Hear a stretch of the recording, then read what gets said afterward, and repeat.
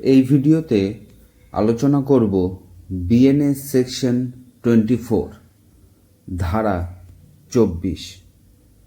আগের ভিডিওতে সেকশন 23 জেনেছিলাম।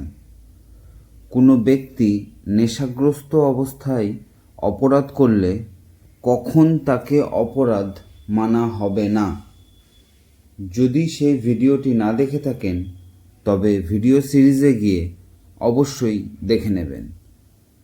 বিএনএস সেকশন 24-এ বলা হয়েছে, নেশাগ্রস্ত অবস্থায় কোনো অপরাধ করলে কখন সেটিকে মাফ করা হবে না।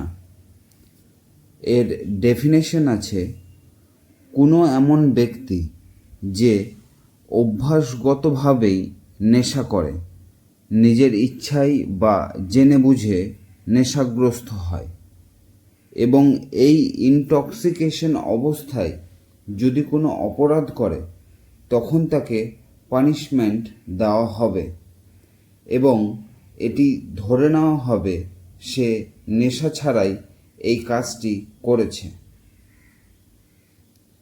কতটা পানিশমেন্ট হবে সেটি ডিপেন্ড করবে কী ধরনের ক্রাইম সে করছে। এই ছিল বিএনএস সেকশন 24। আশা করছি বুঝতে পেরেছেন। যদি কোনো কনফিউশন থাকে কমেন্টে জানাবেন। এই চ্যানেলে আপনি বিএনএস ও আইন সংক্রান্ত বিষয়গুলো খুব সহজেই জানতে এবং বুঝতে পারবেন। তাই চ্যানেল অবশ্যই সাবস্ক্রাইব করে নেবেন।